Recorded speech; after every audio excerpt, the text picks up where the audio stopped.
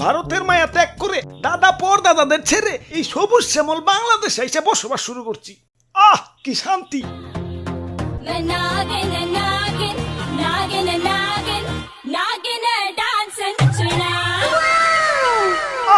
তোমার নাচে সন্তুষ্ট হইয়া তোমারে আমার 101তম বিবি বানাইলাম। যাও বাসর বড় অপেক্ষা করো, দুমাইয়া বংশ বিস্তার হবে। হুজুর, বাংলাদেশে আইসা তো সেলিব্রিটি হয়ে গেলাম। আমগো কাছে তো কাঁচা বাদাম হিরো আলম ফেল। নেটে ঢুকলেই খালি আমগো ছবি। কও কি? তাইলে তো আমার একটা ইউটিউব চ্যানেল খোলা দরকার। কিরে রাত সবাই তো ফাঁকা ফাঁকা লাগতেছে কে? সেনাপতি কো? ও R15 কিনতে গেছে, লগে একটা গোপ্রো ক্যামেরাও। ও ব্লগিং শুরু করবো। আর মন্ত্রী কো? মন্ত্রী তো বিয়া করতে গেছে, কাপল ব্লগ শুরু করবো। পরে বুইড়া বেডি বিয়া করতে কইও, আর নামের আগে প্রিন্স লাগাইতে কইও, ভালো মার্কেট পাইবো।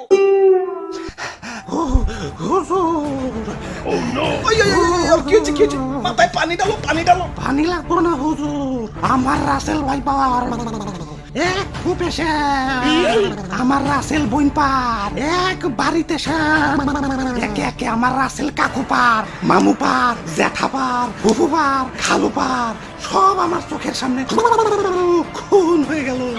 কোনো মতে জান্ডা নিয়ে পলে আইছি, ইয়া লেজের মধ্যে এরা বাড়িও খাইছি। দেখেন না লেজটা হুইল্লা গেছে। এত বড় স্পর্ধা আমার রাসেল ভাইপারদের হত্যা করে, ওরে আমি শুলে চড়াবো। এটা তো শুলে আটবো না, এটা তো ছোটখাটো জীব জন্তু না, আস্তা মানুষ। সামান্য মানুষ দেয়া ভয় পাইলি? ওই যা, ওরে কামড় দিয়ে 150 গ্রাম বিষ ডাইলা দিয়ে বাপের জন্মে যাতে সুজা না হারাইতে পারে। ওরা তো একজন না, পুরা বাংলাদেশের মানুষ হেইপা গেছে। আমরা তো মোস্ট ওয়ান্টেড ক্রিমিনাল। গলিতে গলিতে আমাকে পোস্টার লাগানো, ধরতে পারলেই 1.5 লাখ টাকা পুরস্কার। হাই হাই, ও কি এতক্ষণ? হুজুর, এই মাত্র খবর পাইলাম মন্ত্রী সাহেব বিয়ার আসরে বউ সুদ্ধা খুন হয়েছে, আর সেনাপতি R15 সহ আটক হয়েছে। তাও রাম গোপুরে তো খেপছে কে? দেশে তো আরো সাপ আছে, অগরতে তো মারে না। সামান্য 150 জনের একটা গ্রুপ নিয়ে বাংলাদেশে আইছি, বংশ বিস্তারই করা পারতাছি না, এর মধ্যে সব শেষ দিয়ে দিতেছে। না, এভাবে চলতে থাকলে তো বংশ নির্বংশ হয়ে যাবো। হুজুর, ফেসবুকে ভাইরাল হওয়ার পর থেকে আমাকে মৃত্যুর হারারও বাইরে গেছে। বাংলাদেশের 1.5 বছরের বাচ্চাও এখন আমাকে চিনে। মানুষের সামনে পড়লেই খেল খতম।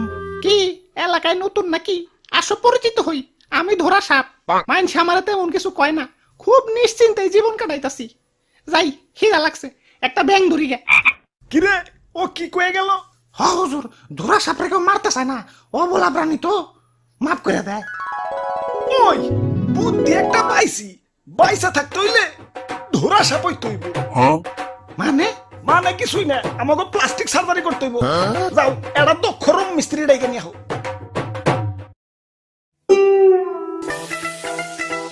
ভাই রে ভাই, আর ওর ভাই এতটিয়া কই পেলেন? এটা কি? পুরস্কার পুরস্কার পুরস্কার, রাসেলস ভাইপার ধরে দিতে পারলেই 1.5 লক্ষ টাকা পুরস্কার। আপনারা রাসেলস ভাইপার ধরছেন নাকি? এত বড় সাহস আপনার? আব্বে হালায়, বুদ্ধি থাকলে সাহস লাগে না। এই যে দেখো এগুলা কি? জঙ্গলে যাইয়ে এটা ধরা সাপ ধরে লই, রং সং করে রাসেলস ভাইপার বানিয়ে দিই। বাস ডুপ্লিকেট রাসেলস ভাইপার জমা দিয়ে কসকসা পুরস্কার নিয়ে আহি। সিম্পল।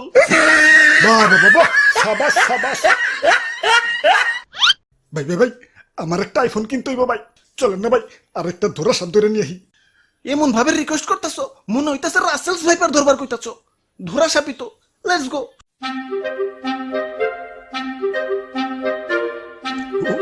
ওই যে ভাই, ওই যে এটা ধরা সাপ।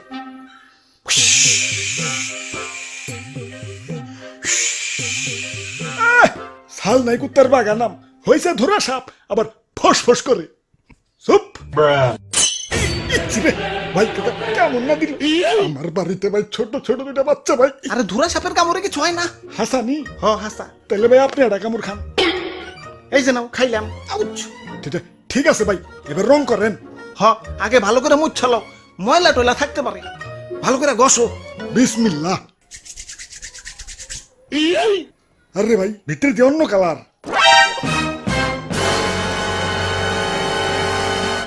বাইসা থাকতে হইলে আমাকে প্লাস্টিক সার্জারি করতে হইব। যাও এটা দক্ষ রং মিস্ত্রি ডাইকে নিয়ে হও।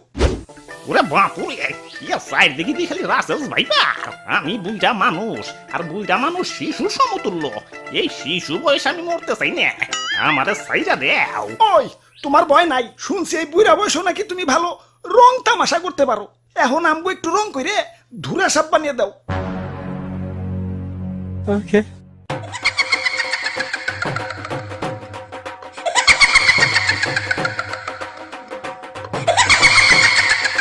তে কাম হইছে, এটা তো ধুরা সাপ না, কে রাজানি রং করে ধুরা সাপ বানিয়ে দিছে।